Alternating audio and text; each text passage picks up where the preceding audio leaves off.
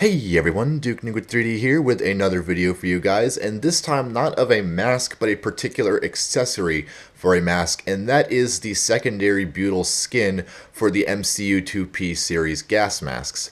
Obviously, you know that the US MCU-2P Chemical Biological Protective Mask was the standard issue mask for the US Navy from 1983 onwards, sort of into today, where it's mostly being demoted as a training mask with the replacement of the M50 Joint Service General Purpose mask. However, they still kind of hang around, like I said, for training or for reservist issue when an M50 cannot be issued or some other reason. But anyhow, it was very well known that the MCU, being made out of silicone, had a very low penetration resistance to blister agents such as mustard gas or lewisite.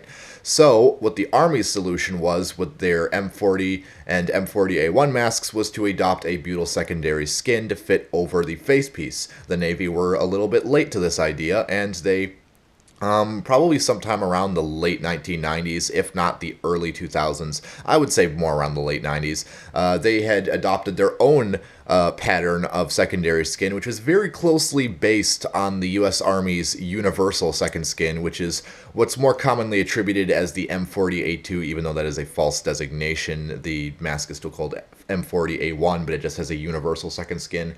Anyways, back onto the MCU here. It is based off of the M40A1's universal second skin. However, it is made out of a much thinner material, and there are a few different accommodations to fit the panoramic lens of the MCU.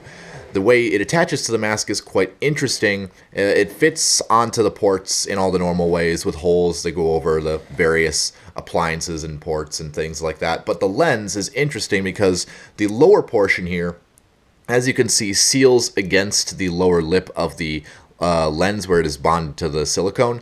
And then the upper portion here has sort of this little notch in the edge of the opening that is meant to fit over the lens outsert and provide a seal from above so no liquid agents can drip down and drain between the outsert and the lens, where they can erode the glue and potentially cause a leak or a failure in the mask. So that is a very interesting take on how to do it, but unfortunately it's not the most, not compact, but neatly designed ordeal. It's a very clumsy and awkward sort of thing, and it sort of looks good, but as you can see, around certain edges it tends to warp.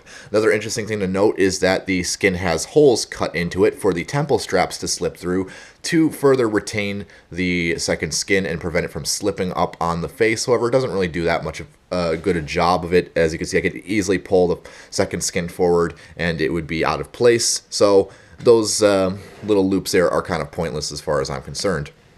There is not too much to say about this. These were made in two different sizes, a small and a combined medium-large size, which is what I have here on my size medium MCU. This particular one was made in 2008 by ATX. I don't know who ATX is. I'm sure somebody does, and they can probably comment if they know, but to give the benefit of the doubt, I really don't know anything about that company. I just know they made a lot of second skins for various masks during the 90s and early 2000s. So, yeah, these are still in use. Any MCUs that are still in use today more than likely will have one of these skins applied to them due to the poor blister agent resistance of the MCU. And, well, it does cover a decent bit more than the M40's second skin, because if you look around the outlet valve here, you can actually see it does extend out quite a bit, covering that bit of silicone that's exposed.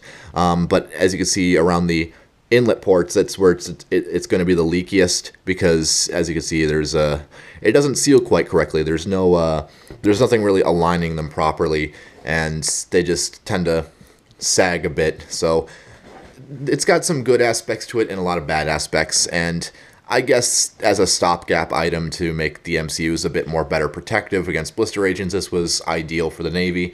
But you know, it is what it is. So and these are kind of uncommon today. They are around. You can order these. You can find them on eBay and things like that. But again, they are uncommon ish. It's not really that they're uncommon, it's more as that they are kind of overpriced because they used to be rare as balls. And so typically the MSRP for these MCU second skins will be anywhere between $40 to $60, if not more in some cases.